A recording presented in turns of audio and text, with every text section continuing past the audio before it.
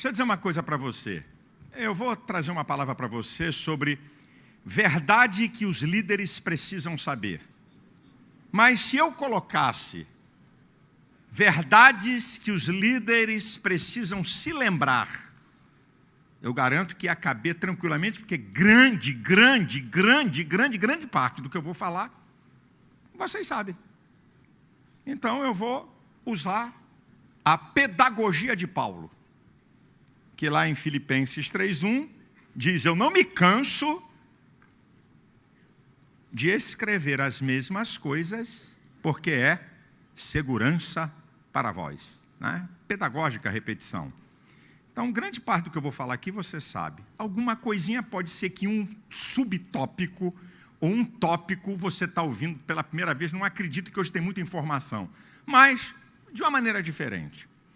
À medida que eu for citando, talvez tenha uma palavra ou uma letra que vai sair nas 3 telas, ok, senhores? Eu quero nas 3 telas. Tudo que eu for falar, nas 3 telinhas, tá certo?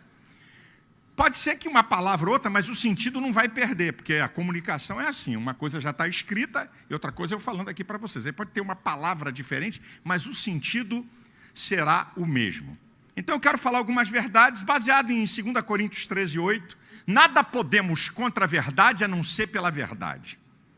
Então eu quero trazer aqui algumas verdades que os líderes precisam conhecer ou se lembrar dessas verdades, ok?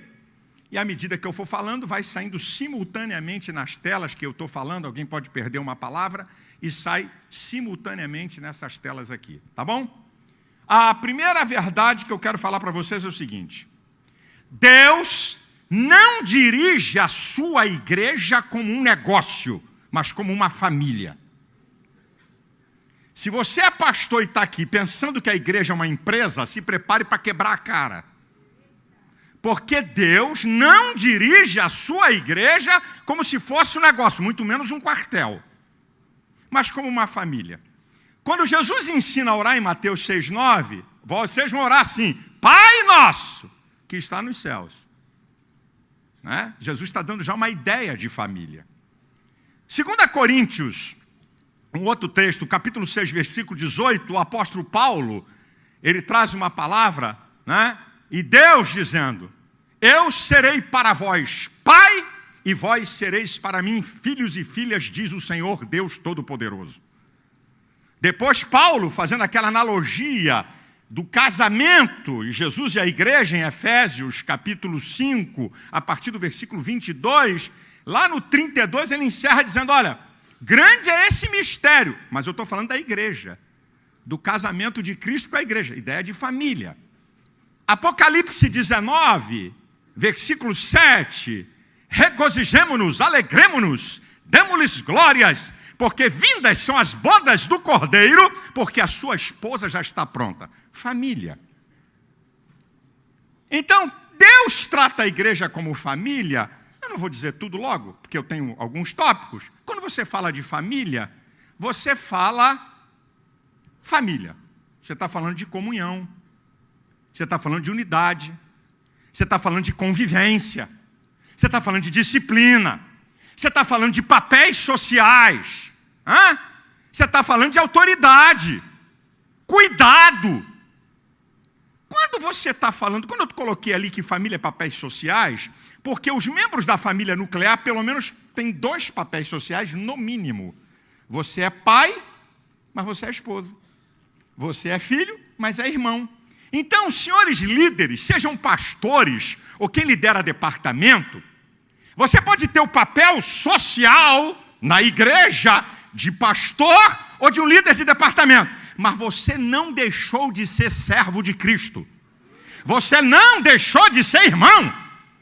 Você não deixou absolutamente de ser discípulo. Porque muitos líderes que desempenham esse papel social de pastor, ele pensa que só tem esse.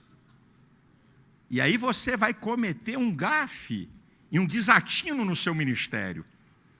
Porque você é pastor, mas você é irmão. Você é pastor, mas você é servo de Cristo. Você é pastor, mas você é discípulo. Não esqueça isso. Isso é muito importante e fundamental para a gente entender a igreja. Porque se você quiser tratar a igreja como business, você vai ter muitos problemas, mesmo que a igreja tenha áreas de administração. Mas o modelo para a gente tratar a igreja é o modelo bíblico de Deus, de Jesus, família. Se você entender que a igreja é uma família, você vai dar valor às coisas certas. Número 2. Deixa eu falar sobre uma coisa que nenhum líder, que nenhum pastor quer. Antes eu esqueci de dar um dado na minha introdução. A Elisete passou raspando, falando disso. Ela chegou a falar, mas eu quero ampliar. Eu ouvi de Miles Monroe, um dos caras mais inteligentes e sábios que cruzaram na minha vida. Ele fala uma coisa sobre liderança. Todo ser humano nasceu para liderar alguma área da vida. Porque a ideia de liderança no meio evangélico é porque é pastor, porque dirige um departamento, ou porque é um grande empresário. A dona de casa, ela é uma líder. Então todo mundo que está aqui, todo mundo que está aqui, que está me vendo pela transmissão, você foi chamado para liderar uma área da vida. Claro que existem vários níveis de liderança. Então eu estou falando com todo mundo. Deixa eu deixar isso aqui bem claro. Mas vou falar de uma coisa que nenhum líder gosta. Fracasso. Fracasso. Vamos analisar Paulo em Atos 13 e 14. Vamos analisar Paulo. No capítulo 13, versículo 3 e 4, diz que com oração, jejum, imposição de mãos pela igreja e enviado pelo Espírito Santo. Tu quer mais? Tu quer melhor do que isso? Jejum, oração, revelação, imposição de mão. E não foi enviado pelos pastores, nem pelo povo. Enviados pelo Espírito Santo. Está lá em Atos, capítulo 13, versículo 3 e 4. Foi enviado pelo Espírito Santo, não é? Correto? Amém? Eu estou aonde, hein? Ei, acorda, ei, está onde? Foi enviado por quem? Pelo Espírito Santo. Imposição de mãos. Capítulo 13, em Antioquia da Pisídia. É jogado para fora da cidade. Capítulo 14, em Icônio. Corre e cai fora, porque ia ser morto. Capítulo 14, em Listra. É apedrejado, dado como morto e arrastado para fora da cidade. Com todo respeito, eu pergunto aos senhores. Um cara que é jogado para fora de uma cidade, um cara que corre para não ser morto e que é apedrejado e arrastado para fora, na linguagem popular isso chama-se fracasso ministerial.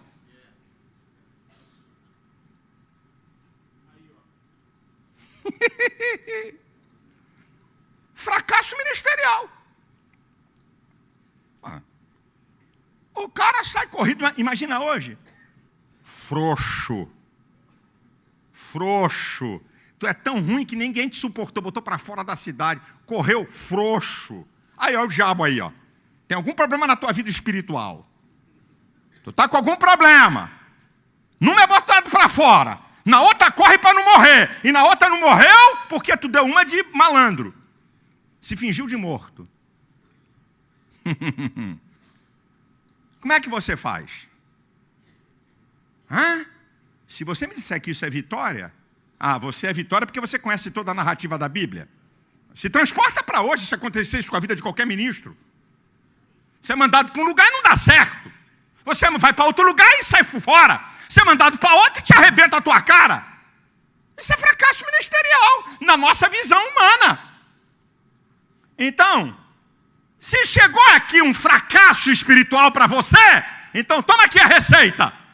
Tente de novo com mais coragem. Tente de novo com mais energia. Tente de novo com mais inteligência. Tente de novo com mais sabedoria. E tente de novo com mais direção do Espírito Santo. Você quer ver Paulo nessas cidades? Ele passou 4 vezes. Na primeira viagem, ida e volta. Na segunda viagem, ida. Na terceira viagem, ida. Deixou discípulos e deixou igreja. Imagina! ele, por causa de um pseudo fracasso à luz dos homens, deixasse para lá. Esse é o problema. Não foi Deus que te revelou? Não foi Deus que te dirigiu para esse lugar, querido? Quem manda você vir aqui hoje? Não foi Deus? E por que não está acontecendo conforme você quer? Não é mais Deus? Que Deus é esse que muda de opinião toda hora? Que Deus é esse que fala uma coisa com você e depois fala outra? Não foi Deus? Então continue a fazer aquilo que Deus te mandou na visão e na revelação que Ele te deu.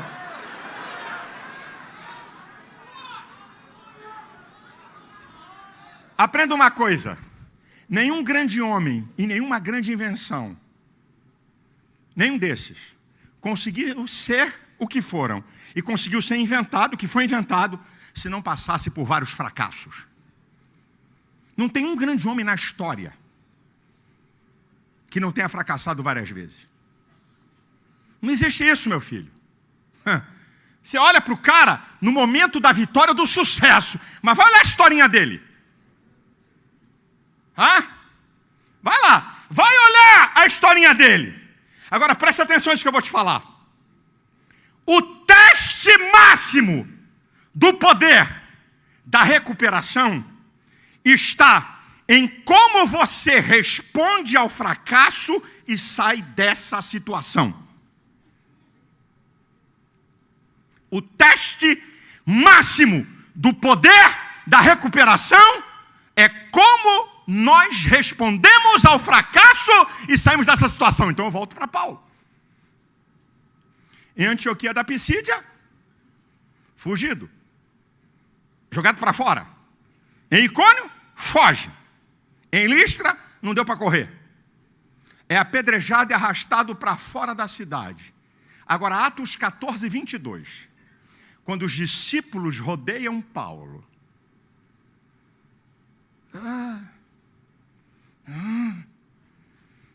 Jesus. Irmãos, vocês estão vendo o que fizeram comigo? Quer pregar o evangelho? É isso aí. Parece que eu estou vendo o retrato. Cabeça arrebentada, sangue correndo, cara com pedrada, todo lanhado. Ai, tadinho. Aí tem um lá que era comerciante, assim, deixa eu voltar para o meu comércio, que essa roubada eu não quero mais não. É isso que Paulo fez. Olha o poder da recuperação, confirmando o ânimo dos discípulos. Porque convém que por muitas tribulações se conquista o reino de Deus. Paulo não deu uma de coitadinho. Paulo não deu uma de derrotado. Paulo não deu uma de vítima, vitimizado, coisa horrorosa é ver obreiro vitimizado. O pastor, olha a injustiça que o pastor fez comigo. Frouxo! O pastor me trocou de lugar, me tiraram desse departamento, tá vendo? Aí arruma meia dúzia de incompetente, linguarudo e crítico para formar o clubinho. O apóstolo Paulo, meu irmão, não pediu para ninguém alisar ego dele. O apóstolo Paulo não pediu para ninguém ter pena e coitadinho, levantou. Paulo era terrível. Quando ele viu que só estava tudo a favor, quando os discípulos rodearam ele, falou, está na hora de eu levantar. E ele levanta, confirma o ânimo e volta a entrar na cidade. Querido, deixa eu dizer uma coisa para você. Pare de ficar procurando desculpa para seus fracassos ao invés de respostas. Pare. Pare de ficar procurando desculpas para seu fracasso ao invés de resposta. Em vez de você ficar arrumando bode expiatório, diga, por que isso aconteceu? Por que está acontecendo isso? Por que não está dando certo? Eu acho que vai ser melhor para você. Ao descobrir essas respostas, você pode corrigir suas rotas e prosseguir sua caminhada. Número 3. Somente quem está em posição de autoridade pode dar uma segunda oportunidade. Isso só se faz com compaixão. Somente alguém em posição de autoridade pode oferecer uma segunda chance, uma segunda oportunidade. Isso se faz com compaixão. É o que Deus fez por nós. A posição de autoridade absoluta, eu vou dar mais uma chance para o homem. Porque a santidade de Deus não tolera pecado, era para todo mundo ser fulminado. Foi o que Jesus fez com Pedro. Vou te dar uma outra chance. E é o que muito pastor precisa fazer com seus auxiliares. Você está numa posição de autoridade? Você é implacável? Com todo respeito, eu não vim aqui falar de ninguém. A minha pequena história de vida cristã, de ser criado em um lar cristão, de uma família de pastores. Quando eu nasci, eu tenho 60 anos, meu pai já era crente há 17. Precisa falar mais alguma coisa? O que eu já vi de líderes implacáveis com os outros e levianos com a sua família. Para auxiliares, não tem mais segunda oportunidade. Agora, para o filho adúltero, vagabundo, pilantra, safado, papando tudo que a garota na igreja, continua lá.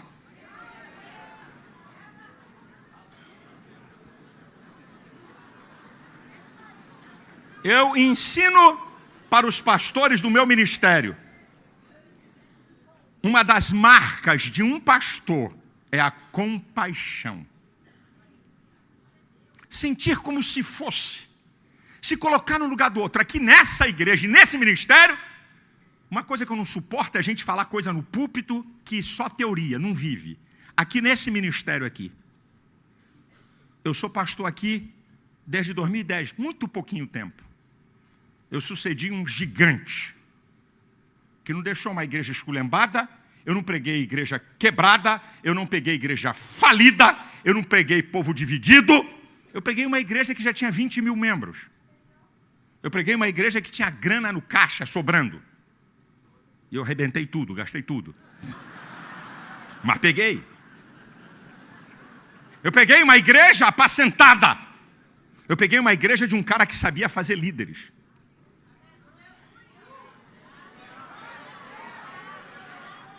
Se vocês estão vendo agora pensando que eu sou o cara, você está enganado, não conhece a história dessa igreja. Mas eu aprendi uma coisa que eu pratico aqui. Quando um pastor da igreja, que eu hoje sou o pastor, porque eu vi cometer injustiças loucas. Eu vou lembrar de uma história que o meu companheiro que está aqui na minha frente vai lembrar, porque a história tem a ver com ele, Jabes. Um colega dele do seminário. Chegou numa cidade, num estado do Brasil, que não tinha nada. Ele e a família. Sabe? Esses caras rompedores. Chegou no lugar, rompeu. Aí aquela história, começa o culto numa casa, da casa vai para uma outra casa maior, vai para uma lojinha, vai para não sei o quê, bababá. 20 anos depois, tinha uma igreja com mais de 1000 membros, templo pronto, casa pastoral. Aos 40 anos ele teve um infarto e morreu. Depois de 3 meses da inauguração da igreja. A esposa com 5 filhos, ciscadinha. Não é piada o que eu estou falando para vocês.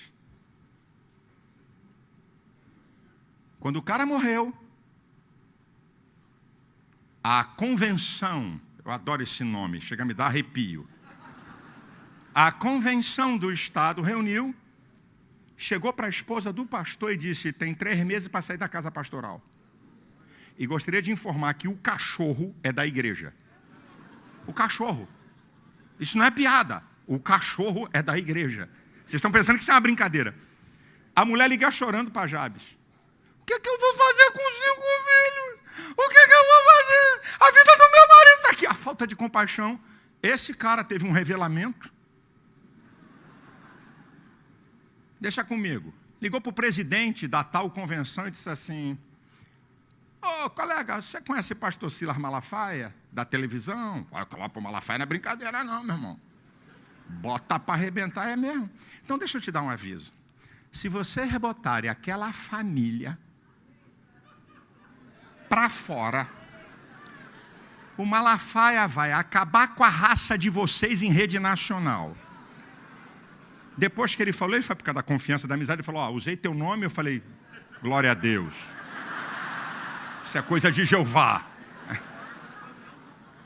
O caminhão estava lá para pegar a mudança da irmã. Bem, depois desse episódio, a irmã liga para Jabes e diz, o que você falou, pastor? Jesus é muito bom. Resolveram comprar uma casa e me dar salário. Que reino é esse? Aqui na nossa igreja eu tenho uma regra. Quando um pastor que vive tempo integral, salário e tudo, cai em pecado, se ele está dirigindo uma igreja, ele é tirado imediatissimamente da igreja. Ele é tirado, é excluído do hall de membros, não perde 1,, do salário, não perde 1, da casa que eu pago, do plano de saúde, de escola de filho, vai trabalhar na burocracia da igreja. Para ele sentir o drama de como é bom ter uma posição. Então vai trabalhar levando contas para banco, fazendo pagamentos. Aí eu vou deixando o caboclo lá. Não tiro um salário. Sabe por quê? Porque a família dele não pecou. A mulher dele não pecou.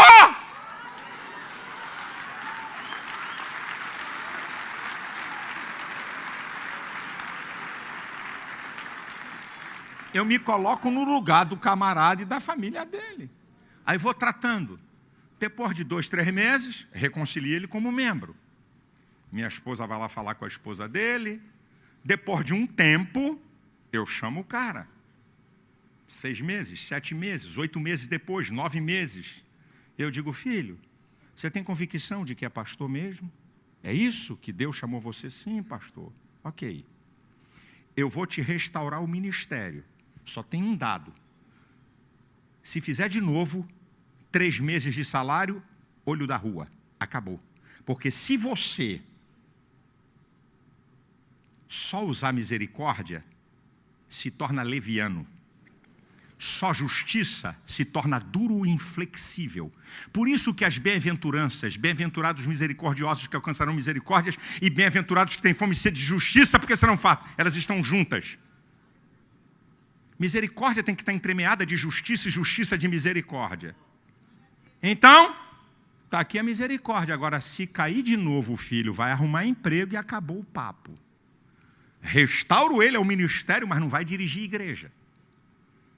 Vai trabalhar bons anos, vai ser segundo pastor, vai ser pastor auxiliar, até que, depois de alguns anos, eu verifique que ele tenha condições de voltar a dirigir uma igreja. Qual é a sua compaixão? Eu estou falando de igreja? Pais que não liberam perdão e não dão chance para filhos por causa de erros. Porque tua filha engravidou do namorado. Porque seu filho, eu estou falando aqui, eu sou voz de Deus e profeta de Deus. Esse negócio aqui eu não estou brincando. Porque seu filho foi pego no homossexualismo. E você deserda seu filho dizendo, acabou para você, você tem função de autoridade. Está em você dar uma outra oportunidade. Quem tem o poder da autoridade, tem o poder da segunda chance. Agora, só vou te dar um conselho. Cuidado com a autoridade que você tem, que é tão inflexível e dura, que amanhã, quando chegar a sua vez, ou alguém da tua família, você vai ver a lei da semeadura no teu lombo.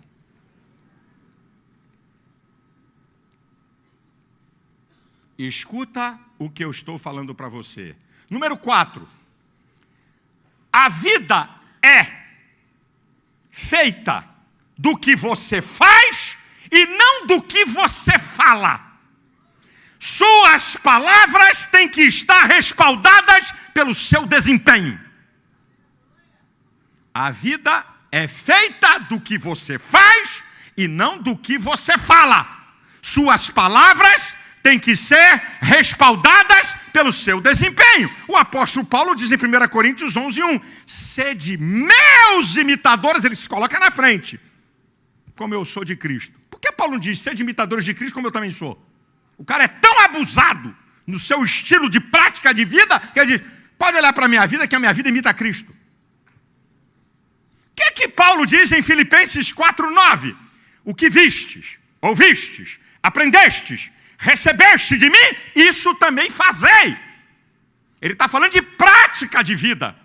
Não está falando de ensino abstrato, apenas do que se ouve, mas do seu estilo de vida, do que ele é. E aí Paulo, quando faz defesa do seu ministério, em 2 Coríntios 11:23, vai dizer, querem tirar onda? Ah, é? Queridinho, eu tomei dos judeus 5 quarentenas menos uma. Alguém aqui sofreu isso? Tomei varada, tomei pedrada, perigos de bandido, perigo dos falsos irmãos. Ei, pega leve. E depois Paulo vai dizer em Gálatas 6:17, eu vou usar uma linguagem melhor aqui do carioca, ninguém me apoquente, ninguém me perturbe, porque eu trago no meu corpo as marcas de Cristo. Eu tenho experiência. Aí eu vou tocar numa área que a minha língua está coçando, e se eu acabasse a mensagem aqui, eu já ficava satisfeito.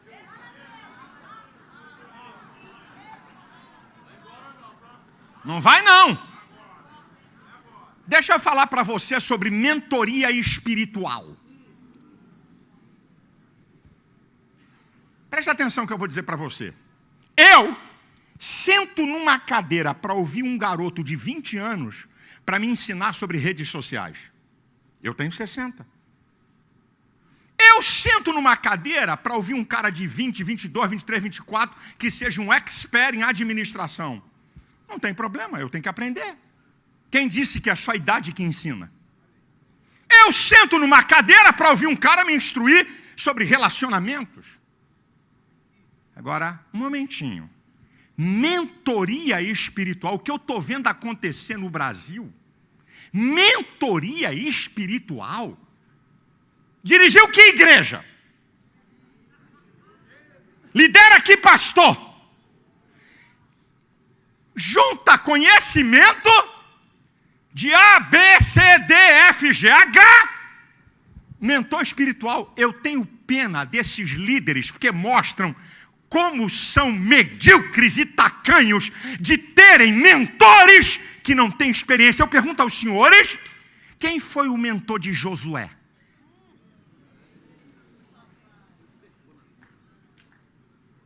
Quem foi o mentor de Eliseu? Quem foi o mentor de Isaac? Nós estamos brincando. Uma coisa, vai vir aqui um cara, coach, vai vir aqui. Eu sento para ouvir. Um dos maiores treinadores, claro. Mentor espiritual? Mostra teu café no bule, brother. Você é pastor do quê? Como é que é mentor espiritual que nem tirou a fralda? Mentor ministerial. Usa o nome. Mentor espiritual. Mentor ministerial de quem? É o que o Subirá falou ontem aqui. Que tipo de liderança a igreja evangélica está criando? Pensando que liderar é só técnicas. Pensando que liderar é só técnicas de coach. Pensando que liderar é só técnicas que se aprende na psicologia. Que papo é esse, rapaz? Quem é teu mentor espiritual?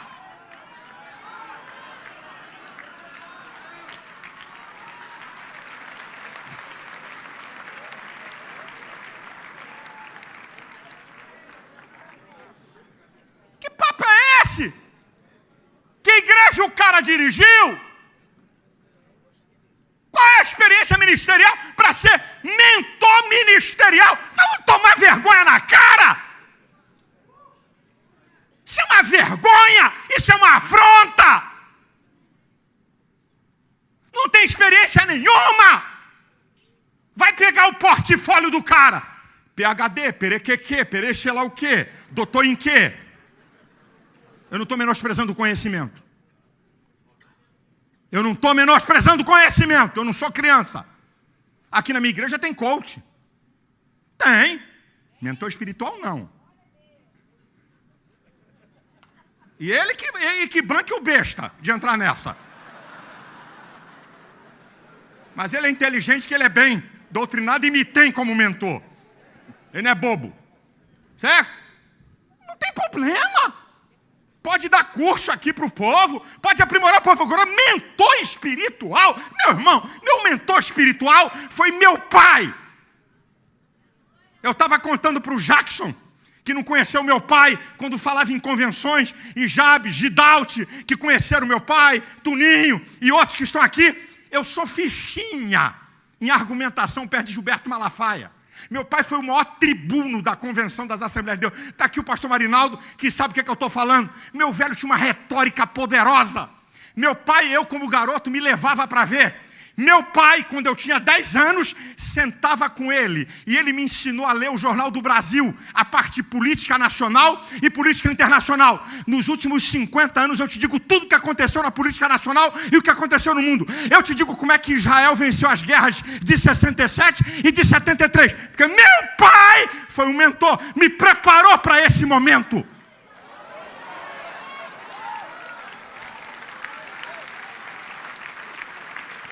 Por isso que quando alguém vem discutir política comigo, venha com café no bule. Não é porque eu sou mais inteligente, não é porque eu sou melhor, é porque meu pai foi mentor e me preparou desde 10 anos. Meu pai me fez eu ler, porque eu queria ler a parte de esporte.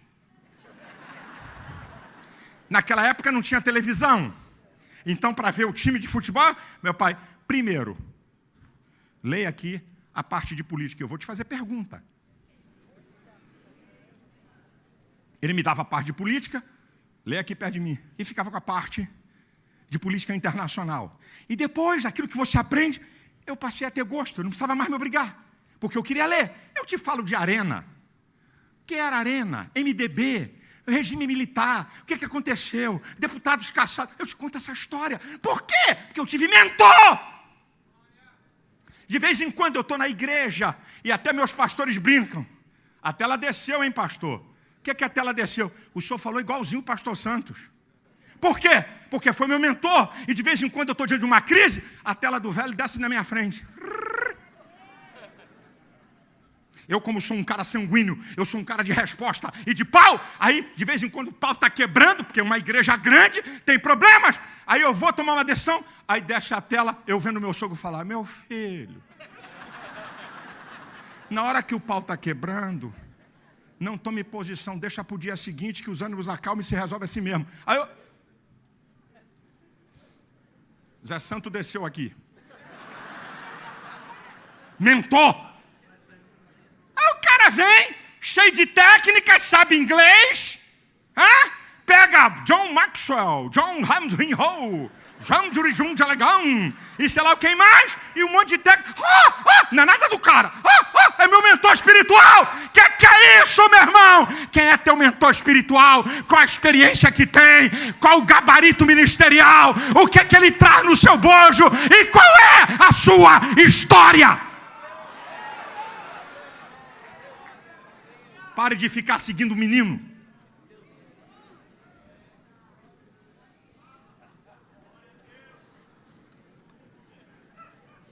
Número 5.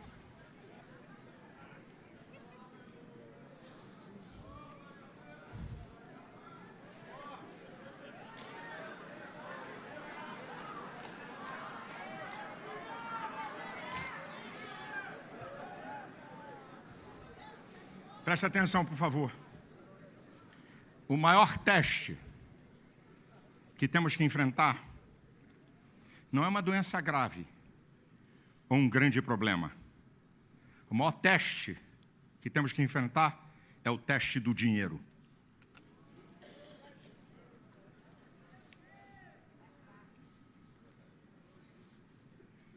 Líderes, o maior teste não é uma enfermidade grave ou um problema grave, sério. É o teste do dinheiro. Você já parou para... Rapaz, é Jesus que está falando. Ninguém pode servir a dois. Colocou no mesmo nível. Ou há de servir a um e não vai servir o outro. Há de agradar um e não agradar o outro. Não podeis servir a Deus e ao dinheiro. Jesus coloca o dinheiro como um senhor igual a Deus. Por favor, não é igual em poder e em grandeza, igual em senhorio. Senhorio indica domínio, autoridade sobre alguém. Jesus colocou o dinheiro no mesmo nível, não fui eu. Não podeis servir a Deus e ao dinheiro. Eu pergunto aos senhores aqui, quando Deus te abençoa, vitória financeira, começa a sobrar, você continua fiel? Você continua orando? Você continua dependendo dele? Você continua amando os seus irmãos? Como é que é? Quando a grana está sobrando. Entrou aqui, mas não entrou ali. E eu estou de olho nas duas telas, meu brother. Entrou aqui, agora que entrou ali. Não dá bola nas costas do irmão aqui, não.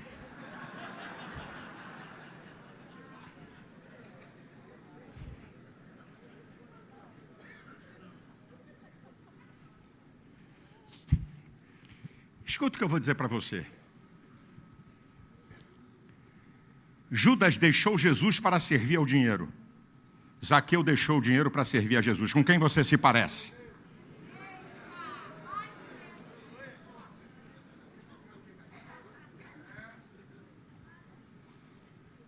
Judas deixou Jesus para servir ao dinheiro. Zaqueu deixou o dinheiro para servir a Jesus. Com quem você se parece? Por favor, não se manifesta não. Ao invés dos homens se servirem do dinheiro para servirem a Deus, querem se servir de Deus para servir ao dinheiro.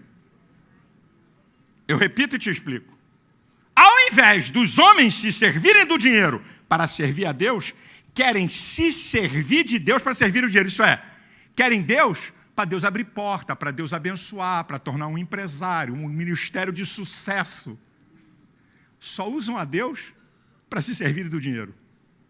Não usa o dinheiro para servir a Deus.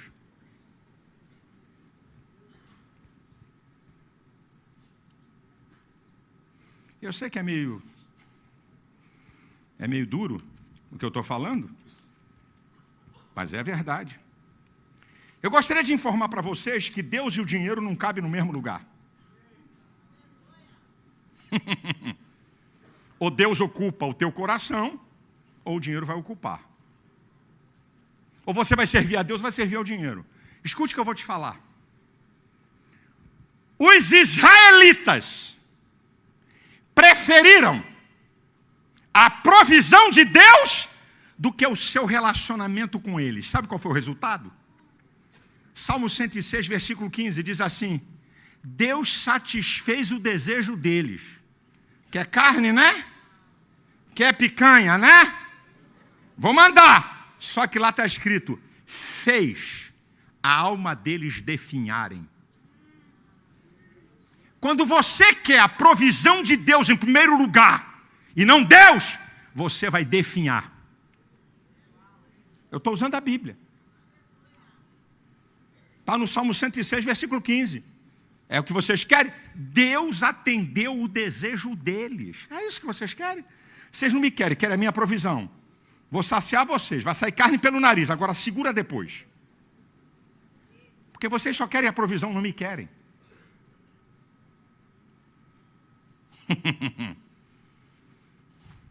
Meu amado irmão, aqui está a prioridade. Mateus 6,33 e todo mundo conhece. Buscai primeiro o reino de Deus e a sua justiça, e todas essas coisas vos serão acrescentadas. Ah, se o povo de Deus entendesse o que é isso. Ah, se o povo de Deus entendesse o que significa Deus em primeiro lugar. Não, o povo quer as outras coisas em primeiro lugar e depois Deus fica com o resto. Aí as coisas não acontecem porque nós quebramos princípios. E quando você quebra princípio, fica sujeito ao couro.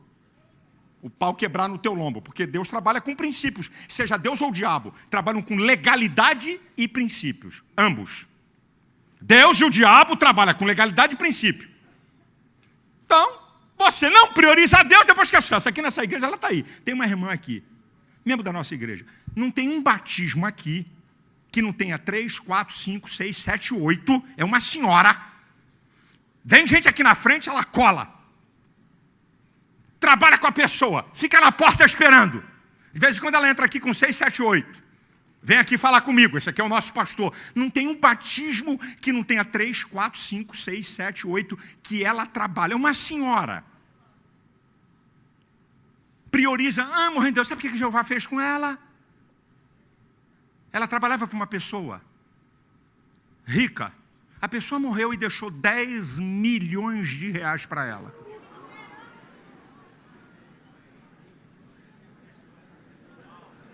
Eu estou percebendo uma certa inveja aqui nesse ambiente.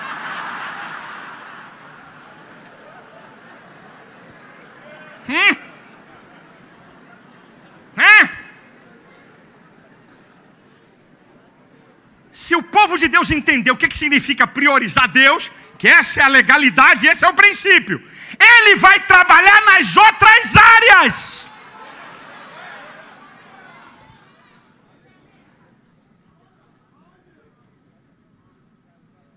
Número 6. A importância dos fundamentos para cumprirmos os nossos propósitos, ou o nosso propósito, singular. A importância dos fundamentos para cumprirmos o nosso propósito. Propósito é o objetivo, é a razão da sua existência. Ok? O propósito é a base para você se desenvolver com segurança. Desculpa, o fundamento é a base para você se desenvolver com segurança. Presta atenção nisso aqui que eu vou te falar.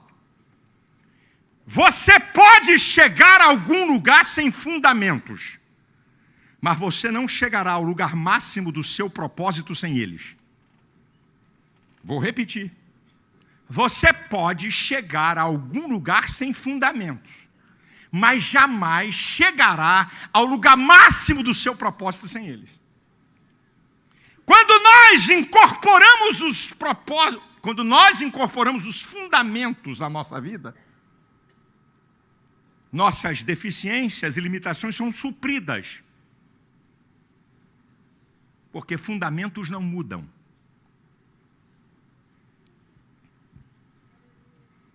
Fundamentos nunca mudam. Alguns. O que são os fundamentos do Evangelho? Alguns. A palavra de Deus, a fé, a oração, o amor, a pregação do Evangelho, a santificação, são os fundamentos do Evangelho. Isso aqui são os fundamentos, tem mais alguns, esses são os fundamentos do Evangelho. Os fundamentos levam ao crescimento. Romanos 1,17 diz, de fé em fé. É um fundamento. 2 Coríntios 3,18 diz, todos nós com cara descoberta, refletindo como espelho a glória do Senhor, somos transformados de glória em glória. Agora escute, por favor, cuidadosamente. Talentos não substituem fundamentos. Vou citar Michael Jordan e Cristiano Ronaldo. Michael Jordan é considerado o maior jogador de basquete de todos os tempos, o mais talentoso. Mas o que muita gente não sabe é que Michael Jordan era profundo conhecedor e praticante dos fundamentos do basquete. Agora eu vou para Cristiano Ronaldo. Quando o novo técnico do Real Madrid chegou e que o treino estava marcado para 10 horas da manhã, quando ele chega 8 horas no Real Madrid e vê Cristiano Ronaldo treinando, ele pergunta, quanto tempo ele está aí? Ele está aqui todo dia, desde 7 da manhã. Fundamentos. Por que muito jogador de futebol encerrou a carreira e podia ter mais anos de futebol? Por quê? Porque o futebol tem fundamentos. Se você quebrar um fundamento, a sua carreira pode ser antecipada. Ou você não pode chegar no grau máximo do seu propósito, porque você está destruindo fundamentos. Jogadores, sem citar nomes, do Brasil, que vocês conhecem, caiu na bebedeira, noitada da safadeza, craques de futebol, a carreira, ó. A mesma coisa vale para o reino. Querido, aprenda uma coisa. Quando nós negligenciamos os fundamentos, tudo vai por água abaixo. Tem gente no meio evangélico fazendo de movimentos fundamento. Movimento.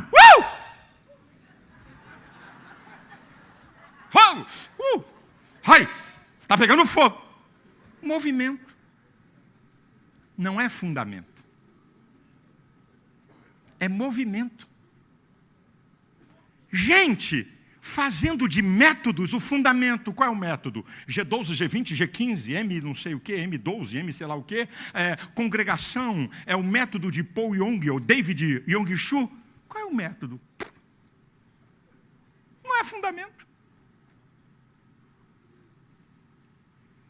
Aí eu fico vendo igrejas. Eu me lembro das fases. Eu não sou tão antigo, mas também não sou tão novinho. Unção do dente de ouro. Vai ter culto dente de ouro. Aleluia! Bate a foto. O culto dente de ouro. Agora vamos ter o culto pelo cair do poder de Deus. O culto para cair do poder de Deus. Pode cair, não tem nada contra. O Espírito Santo derruba mesmo. Mas não é fundamento. Não é fundamento. É o culto da revelação.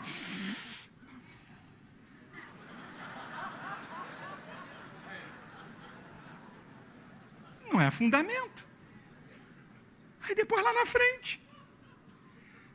A Bíblia diz em Lucas 2,52, Jesus crescia em estatura, graça e conhecimento para com Deus e os homens. Fundamento. Graça e conhecimento. Fundamento. Para crescer. Aí você vê ministérios, e deixa eu te dizer uma coisa, pastor, que eu estou com a língua coçando também, e vou pegar um pouquinho d'água para ela esfriar.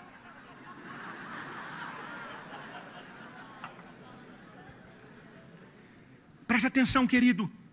Se você levar a sua igreja para movimentos, amanhã alguém tem um movimento melhor do que o seu. Leva teu povo. Se você leva a igreja só para movimento, amanhã aparece alguém que tem um movimento melhor do que o seu. Beijo é abraço para as ovelhas. Agora, se você baseia a sua igreja em fundamentos, meu filho, para um cara levar, vai ter que rebolar com muita força. Porque um povo que está fundamentado na palavra, na santificação, na fé, no amor, na oração, não é levado por qualquer coisa.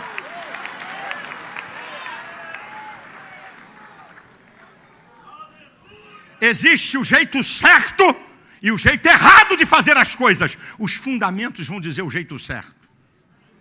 Tem muita gente fazendo muito bem do jeito errado. Mas está fazendo no capricho. Porque o fundamento está dizendo, não é desse jeito não. Não é assim não.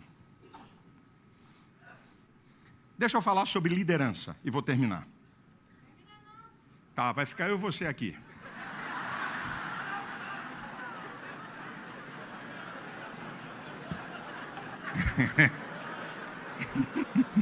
Estou mexendo com a Tati. É que ela ama a palavra de Deus. Esse tipo de crente não está nem aí com horário. Porque tem crente... não tem nada com a mensagem. Mas existe uma neurose, a obsessiva compulsiva. Estevão também é psicólogo, sabe o que eu estou falando. São atos repetitivos sem base racional. Chamada neurose obsessiva compulsiva.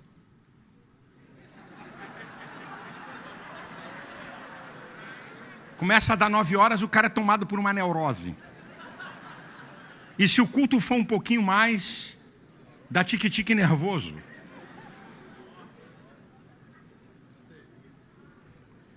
Se alguém disser para o crente que está devendo a ele, eu vou dar o nome de um lugar bem paz, muita calma hoje aqui no estado, chamado Japeri. Muito tranquilo. Um lugar muito tranquilo. Se alguém disser assim, está te devendo 2.000 contos, falou, queridão, 2:30 da manhã, eu vou te pagar. 2 horas o crente chega. Numa boa. Não está nem aí. falou em prestar um culto a Deus. Gente, eu fico chocado.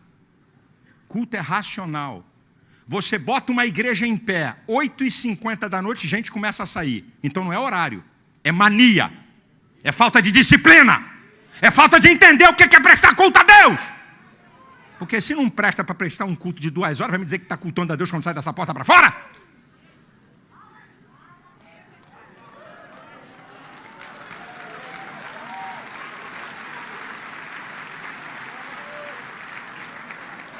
Deixa eu falar sobre liderança.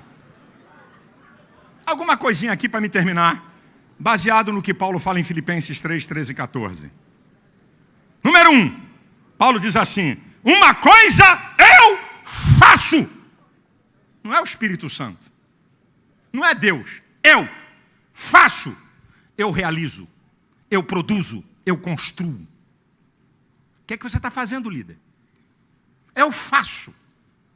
Não transfere para Deus o pepino não, nem o abacaxi, quem faz sou eu. Está na abertura do texto. Uma coisa eu faço. Sou eu que realizo. Sou eu que produzo. Sou eu. Eu é que faço. É o apóstolo Paulo que diz em 1 Tessalonicenses 2,9. Bem vos lembrais do meu trabalho em fadiga. Trabalhei noite e dia para não ser pesado a ninguém e ainda vos anunciei o evangelho. Trabalho. É Jesus que fala em João 5,17. Meu pai trabalha até agora e eu também trabalho. Que tipo de obreiro é você? Só acorda 11 horas da manhã. Vai sobrar para os dois lados. É evangelista? Eu fui 28 anos. 10 mensagens. 10. Prega 3 anos. E aí, como tem 10 mensagens e não prega no mesmo lugar, não precisa orar. Não precisa jejuar. Não precisa ler mais a Bíblia. Aí vira o profissional da mensagem. No item 3, o fogo cai. No 5, uma rajada de língua estranha. No 7º, aí, o pau vai cantar mesmo. O coro vai descer tudo. Ou a igreja sobe ou o céu desce. Vai virar tudo. Vira profissional. Não ora mais. Só acorda à tarde. Não quer servir a ninguém. Entra pela porta do canto e sai, não fala com irmão nenhum, vira besta. Só porque prega e tem multidão? É mesmo, filho. É mesmo. E se virar pastor, e se for igreja grande, vira estrela. Não fala com ninguém. Você quer vir aqui na igreja, que eu sou pastor? A metade aqui é membro da minha igreja. A metade dessa plateia aqui é membro da igreja que eu sou pastor. Não tem um culto que eu não fique aqui. Pelo menos meia hora. Falo com um, dou beijo à criança, abraço o outro, e não sou candidato a nada. Virou pastor? Qual o teu trabalho? O que você está realizando? O que você está construindo? Meu filho, eu fico vendo assim, eu digo, Jesus, me ajuda. Eu fico olhando assim, eu digo, Senhor, tem misericórdia de mim.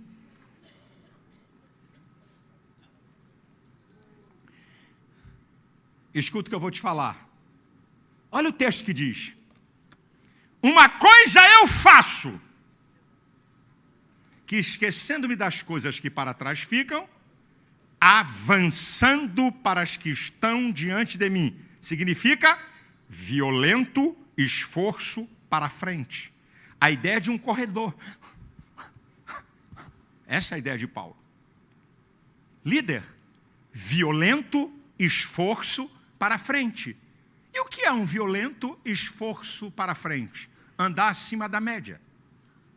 O que é um violento esforço para frente? Ser determinado. O que é um violento esforço para frente? Não ter medo de avançar. O que é um violento esforço para frente? É conquistar hoje. Escute, senhores. Ninguém conquista uma maratona de 42 quilômetros se não conquistar o primeiro centímetro da corrida. O problema é que tem gente que pensa que vai conquistar 10 quilômetros com uma passada. Para você ganhar uma maratona de 42 quilômetros, você vai ter que conquistar cada centímetro. Ai, meu Deus, é tão pouco. Conquiste cada centímetro da tua corrida até chegar à conclusão do teu propósito. Aqui é que está o segredo. E é o quê? Com violento esforço para frente, usar o máximo de energia. É o que Paulo está dizendo. Líder é aquele que possui a habilidade para ver o futuro. Prossigo para o alvo. Eu estou vendo lá o alvo. Você sabe que a mente humana trabalha com dois processos. Memória tem a ver com o passado e imaginação tem a ver com o futuro. A capacidade de criar imagens. Aqui eu posso me ver em qualquer lugar do futuro. Você acaba de entrar na faculdade de medicina e aqui você se vê operando no hospital. Você acabou de entrar no curso de direito e aqui você se vê como juiz. Você acaba de chegar no lugar para dirigir você e tua família. Porque não tem mais nenhum membro. E aqui você vê uma igreja de 2.000 membros. Líder é a habilidade, a capacidade de ver o futuro. Agora olha que coisa interessante. Existe um futuro que está perto e existe um futuro distante. 1 Reis capítulo 18, versículo 44, o profeta: o que é que você vê? Eu vejo uma nuvem da mão do tamanho, eu vejo uma nuvem do tamanho, né? Da palma da mão de um homem. Corre, que vem chuva. É o futuro perto. Líder vê coisas que vão acontecer em pouco tempo. Mas líder é aquele que vê coisas distantes. Abraão. Você lembra da briga dos pastores de Ló com Abraão? Capítulo 13. Versículo 9, Abraão chega e diz: escolhe. Se eu para a direita, eu vou para a esquerda, for para o norte, eu vou para o sul, pode escolher. Diz a Bíblia, no versículo 10, que Ló levanta os olhos. Abraão não, quem levanta é Ló. Porque o futuro não era perto. Abraão estava vendo aqui, ó, com a imaginação. Aí, Ló vai até onde a vista alcança, porque líder não vê com os olhos, vê com a mente. E aí ele vê as Campinas, é o máximo que ele pode ver. Agora preste atenção, vamos chegar no versículo 14 de Gênesis 13. Diz o texto que Ló sai da vida de Abraão, aí Deus diz para Abraão: levanta os teus olhos. Deixa eu dizer uma coisa que não tem nada a ver com a mensagem. Sabia que tem gente que tem que sair da nossa vida para Deus nos dar uma visão?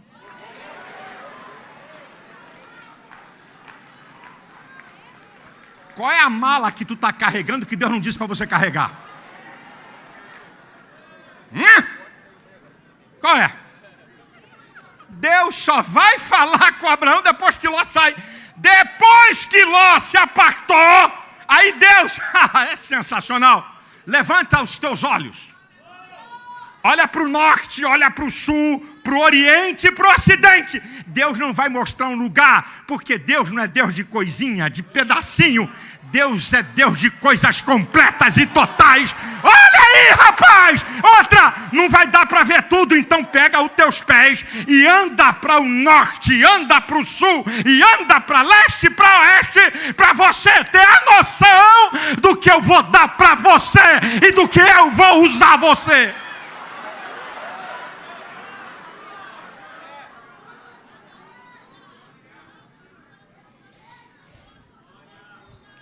Líder sustenta o que acredita.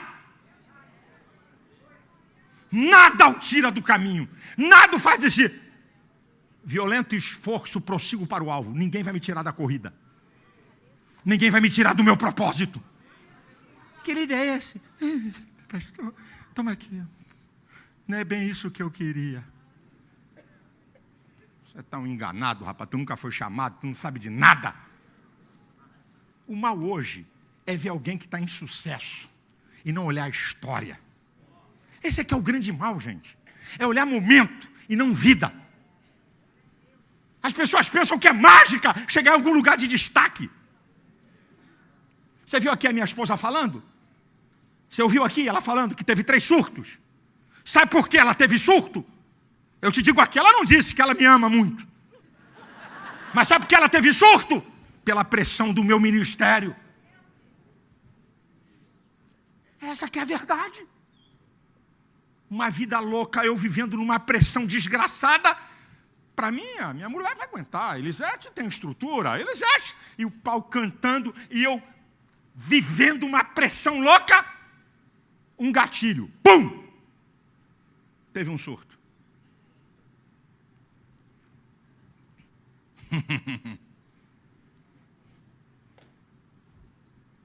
Tem gente enganada.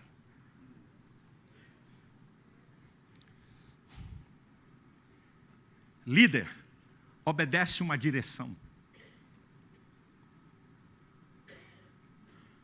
Líder não vive de informação, vive de revelação. O que é que Deus te revelou?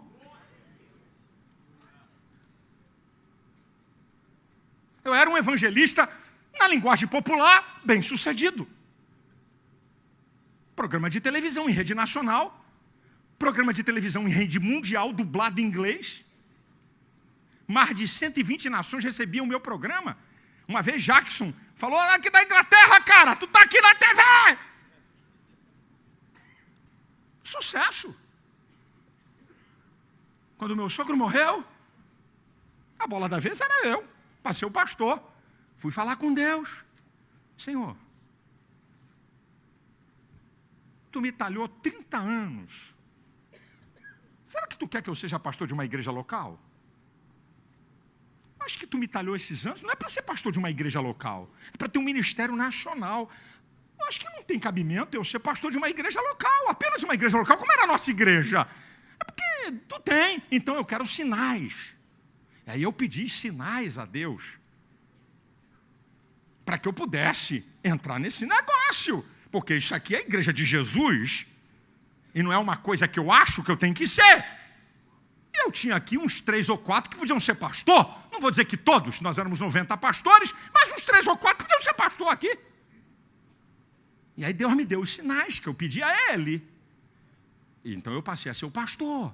Meu irmão, pode falar o que quiser. Pode vir do jeito que quiser. O pau pode cantar, levanta a capeta, levanta PT, levanta sei lá o quê. Pode vir do jeito que quiser.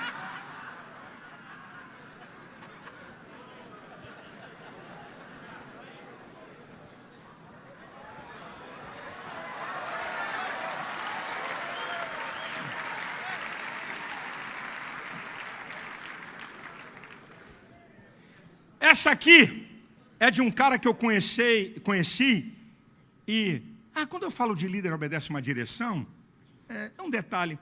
Você já viu alguém em alguma corrida qualquer, maratona, 10 mil metros, 5 mil metros, 1.500 metros, as corridas. Você já viu alguém correr assim? Vê se você já viu alguém correr assim.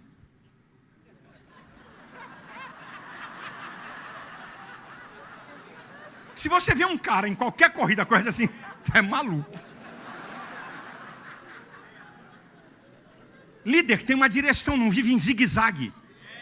Ai, Deus falou aqui. Não é mais aqui não. Não é aí não. Não, também não.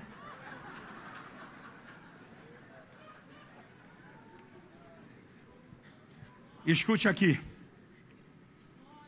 Líder observa atentamente a instrução de Deus e a vitória está em cumprir integralmente.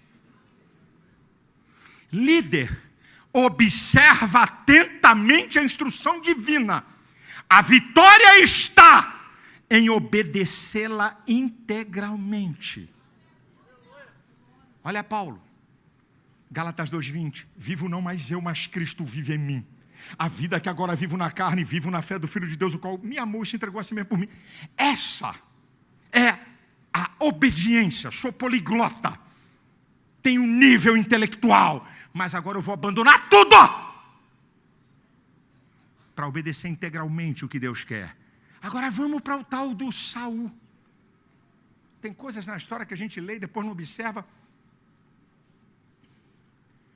No capítulo 3, através do profeta Samuel, Deus disse assim, através do profeta para o rei, destrua os amalequitas, não vai sobrar nada.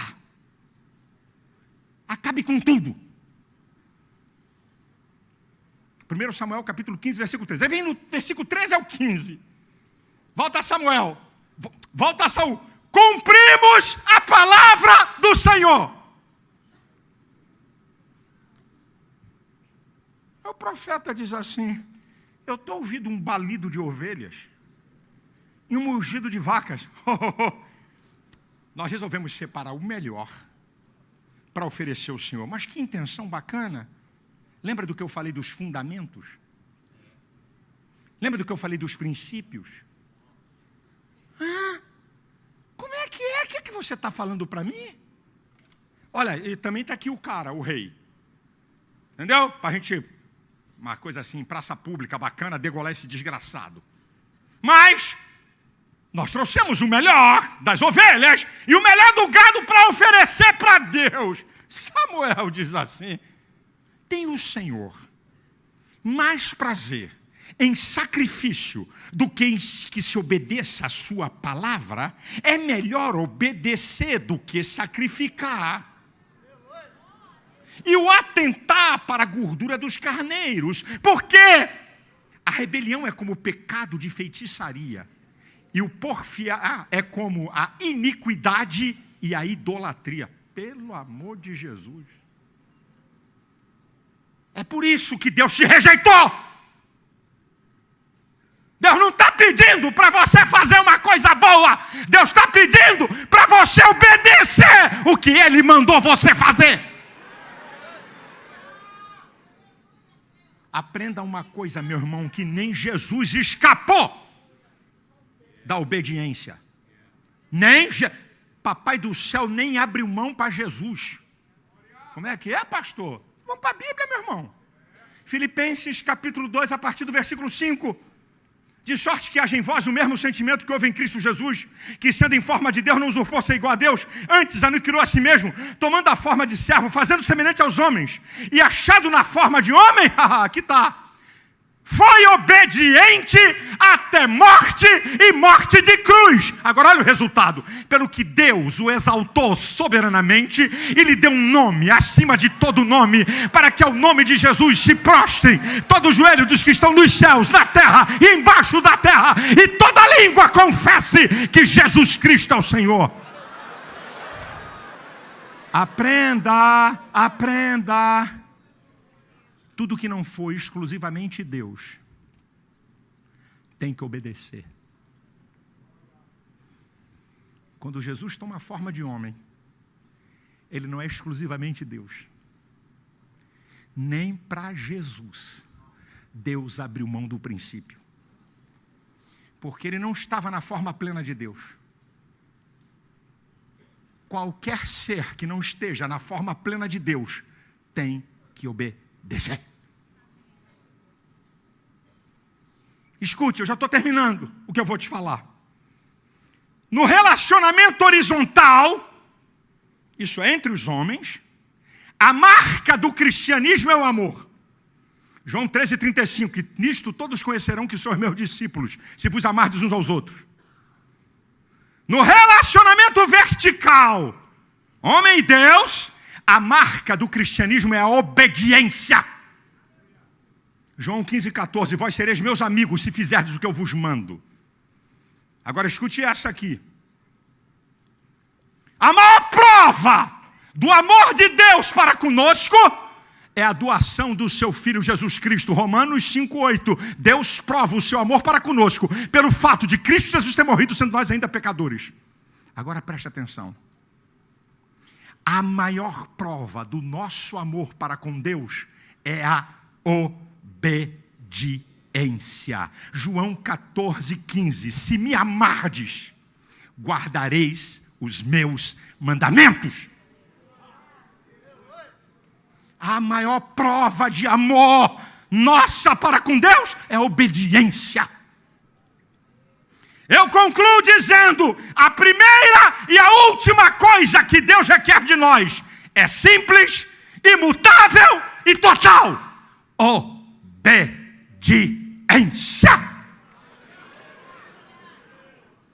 É isso que Deus quer de mim. É isso que Deus quer de você. Obedeça a visão que Deus te deu. Obedeça a direção que Deus te deu. Não importe a opinião dos outros. Não importe se você está agradando a maioria. Eu citei o cara e não citei o que ele fala. É interessante isso aqui. Do Agnelli. Líder não faz o que é conveniente pensando em agradar a outros. Faz o que é certo. Foi o presidente da Vale do Rio Doce que morreu num desastre aéreo. Está corretíssimo. Líder não faz o que é conveniente. O que o povo está achando, hein? O que a Ibope, filho da Datafolha? O que o departamento está achando? Patavina nenhuma. Não é o que está achando. Primeiro, se você está numa liderança debaixo da outra, é o que o teu líder maior está achando. Não é o que aqueles que estão liderando por você estão achando. Porque você está em obediência, conectado com uma liderança maior. Porque se você lidera uma área da igreja, é porque um líder maior delegou poder a você. E eu tenho pena de pastor que é manipulado por famílias e por grupo para ceder espaço. Vem para cá que eu te ensino como é que é a brincadeira. Ok? Líder, você não é mercê de grupos de igreja. E se você trabalha numa liderança de um departamento, seja fiel à visão daquele que delegou poder para você, porque você não foi chamado para ser o pastor. Então fique no lugar que Deus te colocou. Você pode ser PhD, perequepê, sei lá o quê. Você pode ser milionário, você pode ser doutor, mas aqui dentro não passa de ovelha, e aqui dentro tem uma autoridade que tem defeitos, que tem limitações, mas que Deus aqui coloca. Aprenda isso, obedeça e te prepare. As janelas dos céus vão se rasgar. Deus vai levar você a patamares inimagináveis. Deus vai usar você de maneira poderosa. A glória será dele e o reino de Deus será abençoado. A igreja de pé.